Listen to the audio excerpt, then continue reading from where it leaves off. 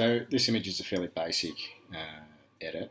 I'm going to break it into 2, maybe 3 videos. We'll be looking at essentially the basic adjustments and preparing the image for processing, which will be covering a few things there. The second and the third video will be covering setting the mood using colour saturation, the temperature and tinting, using that a little bit more creatively, as well as selective burning with some of the tools such as graduated filters. I'll also be shaping the light, essentially drawing the eye through the image in the last video, and there'll be selective use of dodge and burn using the brush tool, as well as dodging just for highlights to attract attention to the foreground, selective sharpening, and the use of radial filters in a couple of different ways there. We'll go through a few finishing touches. Alright, we'll just talk about this image quickly. So if you have a look at the histogram up here, the ISO that I shot this at was a 1600. That's fairly high, obviously, and that's resulted in significant noise that's through here. You can see that's pretty untidy. It's not too bad in the still a fair bit of detail in the foreground, but we're going to have to reduce that noise there. However, it's a darker sort of mood to this picture, so it won't be too bad. Focal length there was 20mm. The f-stop, so my aperture I've used is fairly wide for a landscape. I've gone for sharpness of the foreground and that wave, particularly where I've got the focal point just here. As obviously, like I looked at that one, it's probably a little bit more important than the depth of field for this picture, as it's fairly messy in the background, pretty busy, and it's not the definitely not of interest to me here. The shutter speed there is pretty quick. Chose that shutter speed so I can freeze that movement and get some of the texture of that sort of aggression for the water and that sharpness as it just comes across the black gravel there. Me choosing that shutter speed at the time of day dictated the ISO to capture that. I shot that on a Sony A7 II with a 3-stop grad ND filter. Alright, so one of the first things you sort of look at doing with a picture is your lens corrections, your profile corrections here. There's a couple of different ways of doing that, and when you use Lightroom it's easy just to slide down the toolbar on your right, and you'll find it here. You can do your manual settings, however, I prefer to do one of just the profile settings here, automatically choose to remove chromatic aberration and enable profile corrections. I've got my default set to my primary lens. I'm using a 17-40mm. On an adapter onto a mirrorless camera. This lens results in quite a bit of distortion, so if I uncheck the profile corrections, you see the horizon there has got that curvature to it. So before you start straightening the picture, enable your profile corrections. The other reason that you want to do this now rather than towards the end of the processing is if you pay attention to the histogram as I uncheck that, you'll see it actually increases your exposure a little bit. It will always modify exposure to some extent. And the last thing you want is to process the image how you want it, only to get rid of that horizon warp, that profile correction there to be added in to change your histogram completely and therefore the exposure of your picture. Chromatic aberration in this image isn't too important. You usually find it on high contrast edges, such as normally with leaves against sky, you'll see purple or green fringing occurring on the edges of rails, pine people, and the edges of the like I said, any high contrast area, so look for it there. And Lightroom and a Camera Raw both do a pretty good job of getting rid of it. Alright, so the next thing I usually run through is straightening the picture. So you check your aspect ratio. You have a look here, you can choose your custom ones. I've got a preset in there. And you sort of go with that. Now you can either control it like this, which is pretty sloppy. You just reset most things in Lightroom by double clicking on it. Grab the tool, bring it across, go from point A to point B, let that go on autocorrect. You can see it's just trimmed tiny bits off the picture there, so I had it pretty level in camera. And just hit Command or Control Z to undo the last adjustment, or you can do it by eye. So that's 3 ways there, so you click and you can see how it comes up. I'm happy with that, so it's pretty damn accurate. Occasionally it won't be, and you'll find that Lightroom versus Camera Raw, I think Camera Raw wins because the function of the toolbar looks a little bit different. It's a little bit easier to judge by eye.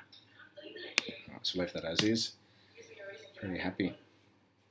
Right, come back down to, so normally I do a little bit of dust or spot removal. Just of interest, I'm just using the trackpad on the laptop at this stage rather than using my stylus. It's just a little bit easier in Lightroom for now. Now if you hit your spot removal tool, which is here up in this little toolbar, quick select this Q. If you come down to the bottom, you can see down here, you can see where I've got visualize spots turned off. I do turn that on, it presents a mask. And if you had sensor spots such as bits of dust, other things that will stand out, the software does a pretty good job of identifying that. So it's picked up what it thinks is a spot here. I'm going to have a look at that. You could already see that anyway, it's something that I was interested in. Well, I've got this spot removal on. I can't get the zoom function up. However, you get around that one by just looking at the little navigator window over here. I'm just zooming in roughly where you want to be. That's a little bit of cloud there, so it's not out of the ordinary. It's not really distracting. However, I'm just to demonstrate this, just going to get rid of that, show you what sort of job it does. Happy with that. However, sometimes you'll note that it might pull, particularly in high contrast sort of areas again, it might pull the wrong picture in there. Just click and drag that around as you see fit, and you'll see it does a fairly good job of matching that. And just click done when you're there. Alright, cool, we've gone through that. We're going to go through noise reduction now. Lightroom and Adobe can roll off pretty good noise reduction. Come down to your sharp or your detail panel here, and you can see the 100% crop of the image. Okay, alright, so we're going to just, using the luminance slider of your noise reduction, push that up to around, I'm going to run with 25 here. 25 is my go-to for noise reduction, so I don't lose too much detail. Particularly with skin in that, noise reduction does two things. Too much makes it look plasticky, and any use of noise reduction will reduce your detail significantly. I've lost a little bit here, however I've gained some of that nice smoothness back and less of that horrific noise that was in it. It's still there though, so we're going to run it again towards the end as the more that I sharpen this and I process it, the more noise we're going to introduce back into it.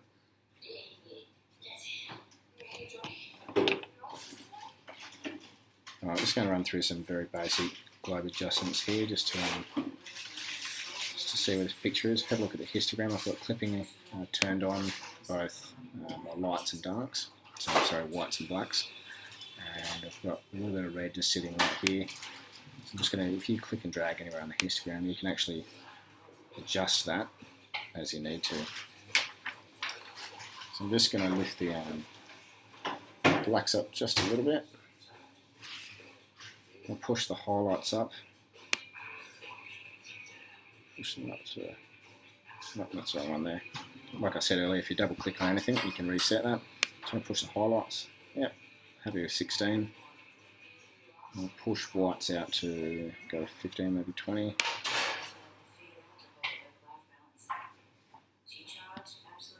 Yeah. I'll push up the contrast a little bit here. I'll drop that back a bit. And it's a little bit dark, so I'm just going to boost that just a bit. I don't want it. No, that's not too bad. I might just adjust that there. Alright. If you have a look down here on the tone curve, it gives you a few more options. You've got your control over your shadows, darks, lights and highlights. You can do adjustments like this, will adjust your global adjustments a little bit. However, it's in a slightly different aspect. I'm just going to push up the lights a little bit here. Gives it a little bit more of control. There we go. I'm just going to pop those nice whites up a bit, catching that last bit of light. Just accentuating that a bit.